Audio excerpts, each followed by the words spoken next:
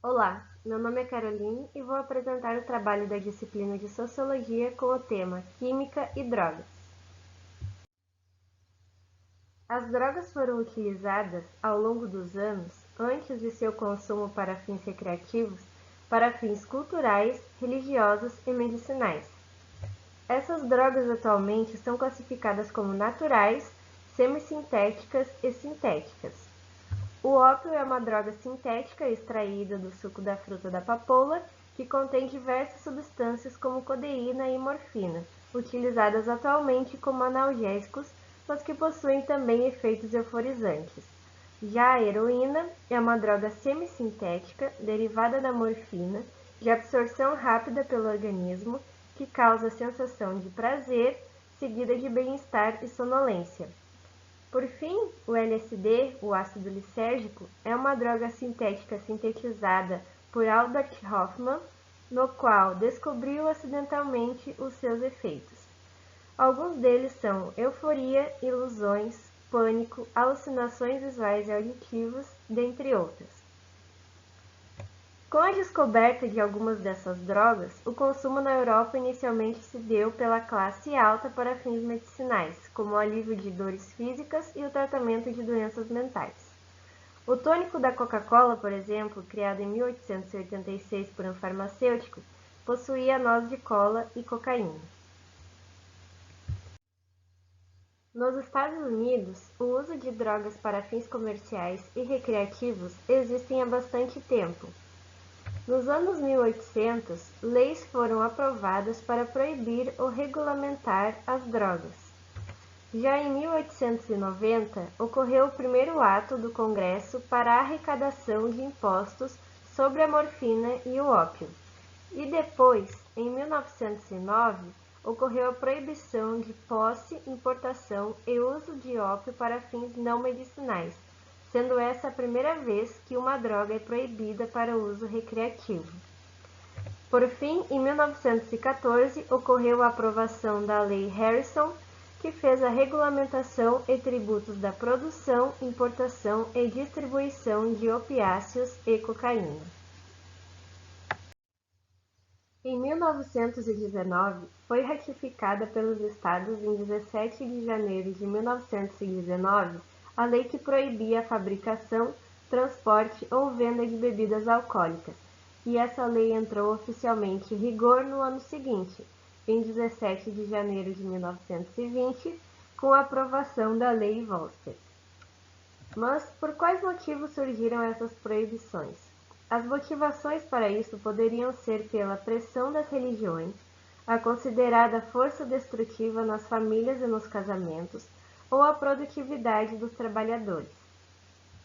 Inicialmente, ocorreu um declínio na prisão por embriaguez e queda de 30% do consumo de álcool.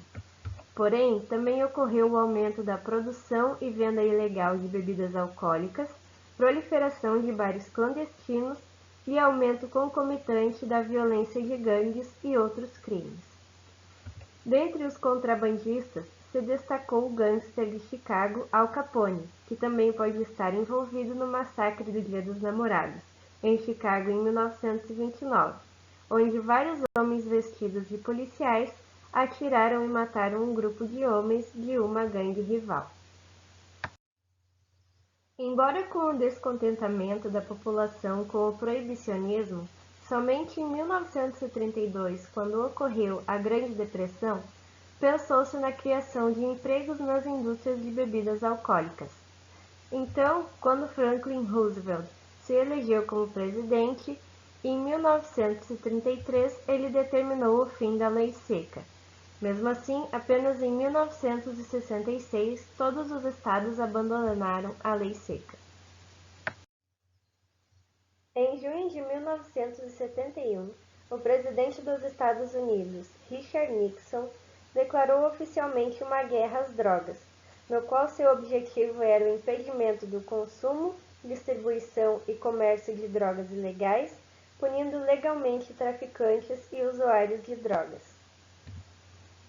A sua possível motivação poderia ser o aumento do uso de drogas para fins recreativos, mas de acordo com uma entrevista dada em 1994 pelo chefe de política interna do presidente, John Ehrlichman, Nixon, durante a sua campanha, tinha dois inimigos: a esquerda anti-guerra e os negros.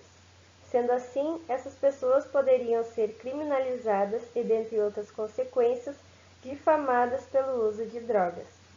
Dentre um dos casos mais conhecidos, Billie Holiday, uma cantora de jazz, foi presa por porte de heroína, mas o real fato de perseguirem essa cantora se devia por ela ser negra e cantar a música Strange Fruit, que se tratava de um linchamento de vários negros que ocorreu nos Estados Unidos.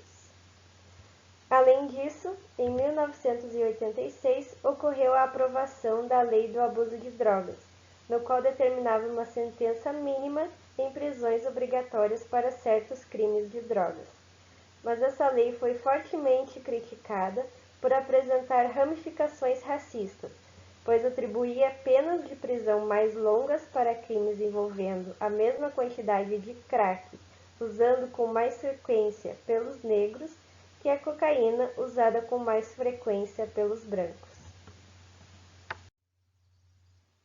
Entre os anos de 2009 e 2013, aproximadamente 40 estados tomaram medidas para suavizar suas leis, reduzindo as penalidades e o seu tempo, além de encurtar sentenças mínimas obrigatórias, de acordo com o Pew Research Center. Por fim, finalmente em 2010, ocorreu a aprovação do Congresso para o Fair Sentencing Act, que reduziu a discrepância entre os crimes de crack e cocaína de 100 para 1 para 18 para 1. Atualmente, existem diversos países além do Brasil que ainda proíbem total ou parcialmente as drogas, como Indonésia, Holanda e Israel. Seja no impedimento do consumo, distribuição e o comércio de drogas ilegais, punindo legalmente traficantes e ou usuários de drogas.